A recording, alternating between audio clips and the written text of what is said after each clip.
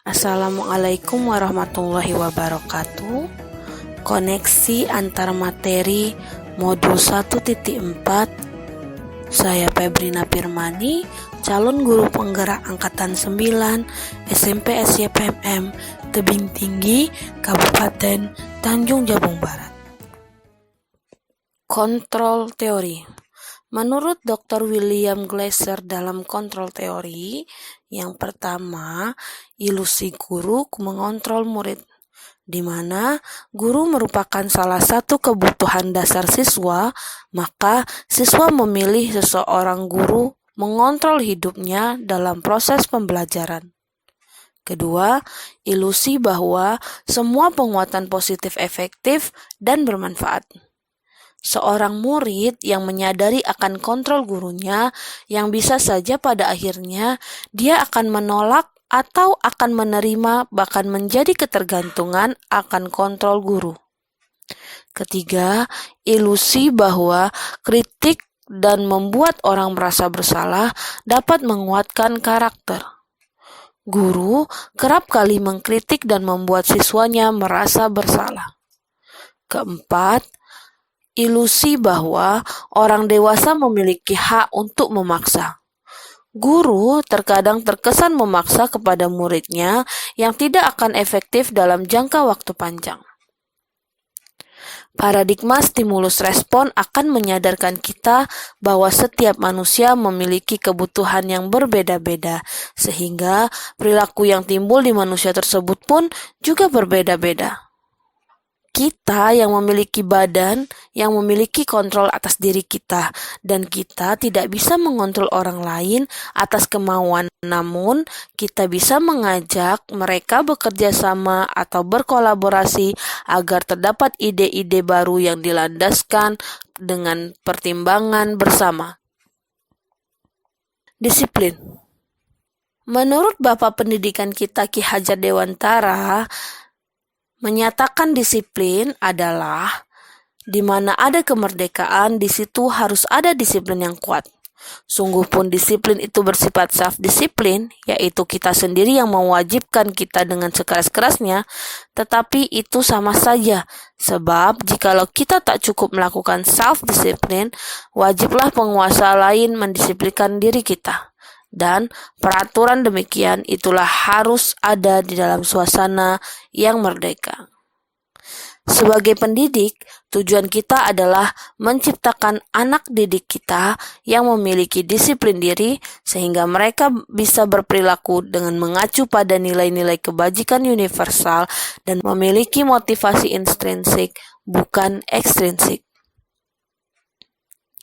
Diane Gossen dalam buku Restructuring School Discipline menyatakan ada 3 motivasi perilaku manusia. Pertama, untuk menghindari ketidaknyamanan atau hukuman. Kedua, untuk mendapatkan imbalan atau penghargaan dari orang lain. Ketiga, untuk menjadi orang yang mereka inginkan dan menghargai diri sendiri dengan nilai-nilai yang mereka percaya. Saat kita berulang kali menjanjikan hadiah kepada anak-anak agar berperilaku bertanggung jawab, atau kepada seorang murid agar mempelajari sesuatu yang baru, atau kepada seorang karyawan agar melakukan pekerjaan yang berkualitas, kita sedang berasumsi mereka tidak dapat melakukannya, atau mereka tidak akan memilih untuk melakukannya. Menurut Alfie Kohn. Kenapa tidak bagus untuk memberikan suatu penghargaan kepada siswa, yaitu berpengaruh hanya dalam jangka waktu pendek saja. Kedua, cenderung tidak efektif. Ketiga, merusak hubungan. Keempat, mengurangi ketepatan. Kelima, menurunkan kualitas. Keenam, mematikan kreativitas. Ketujuh, menghukum. Dan kedelapan, mengambil motivasi diri siswa. Maka, apa yang harus dilakukan seorang guru dalam menuntun siswanya untuk melakukan hal-hal yang baik? yaitu dengan restitusi. Restitusi adalah proses menciptakan kondisi bagi murid untuk memperbaiki kesalahan mereka, sehingga mereka bisa kembali pada kelompok mereka dengan karakter yang lebih kuat.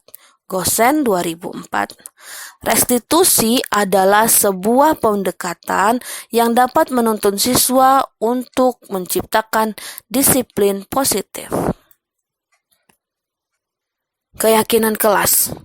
Keyakinan kelas adalah nilai-nilai kebajikan universal yang telah disepakati secara tersirat dan tersurat lepas dari adanya latar belakang suku, negara, bahasa, maupun juga agama.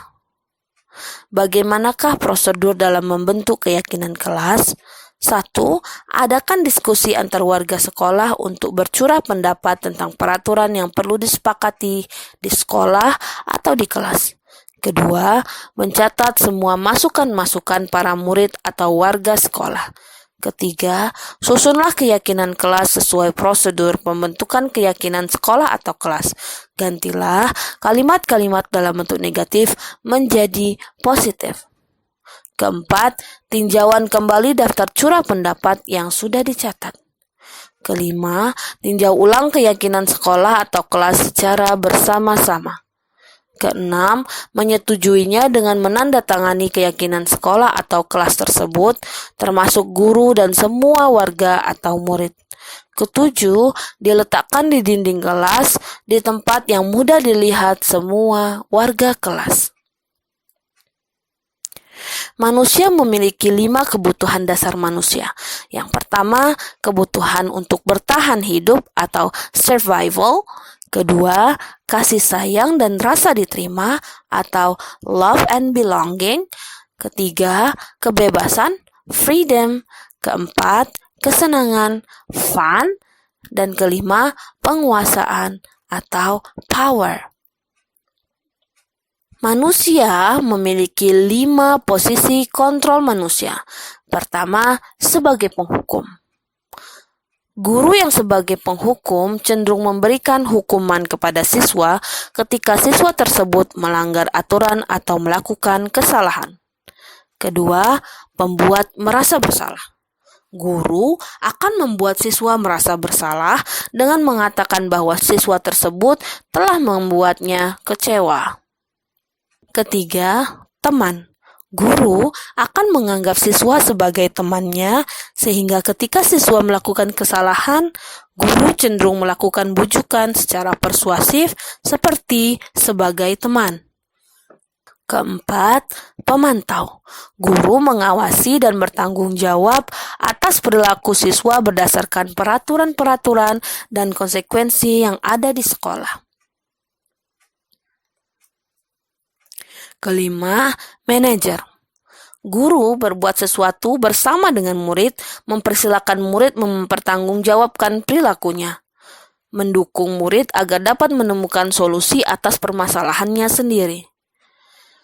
Segitiga restitusi adalah suatu metode yang dilakukan oleh seorang guru dalam menuntun siswa menyadari kesalahan yang dilakukannya dan mengingatkan siswa akan apa yang telah diyakini bersama. Dari gambar segitiga ini, kita bisa melihat 3 langkah dari segitiga restitusi. Yang pertama adalah menstabilkan identitas atau stabilize the identity. Dalam hal ini, guru akan mencoba untuk menstabilkan keadaan dengan berkata, di antaranya adalah setiap orang pasti pernah melakukan kesalahan. Atau kamu bukan satu-satunya yang pernah melakukan ini. Atau tidak apa-apa untuk berbuat salah karena tidak ada manusia yang sempurna. Setelah menstabilkan identitas, kita masuk ke validasi tindakan yang salah or validate the misbehavior. Kamu tentunya punya alasan mengapa melakukan ini. Itu adalah kata-kata yang sering dimunculkan guru. Selain itu, kalimat-kalimat yang lain adalah, adakah cara yang lebih efektif untuk mendapatkan apa yang kamu butuhkan?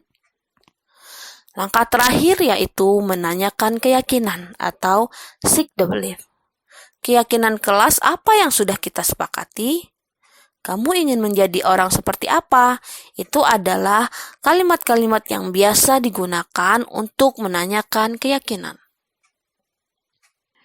Jika seorang guru bisa melakukan segitiga restitusi dalam penyelesaian setiap masalah, maka niscaya masalah itu akan terselesaikan dengan damai, maka budaya positif pun juga tercipta di sekolah tersebut.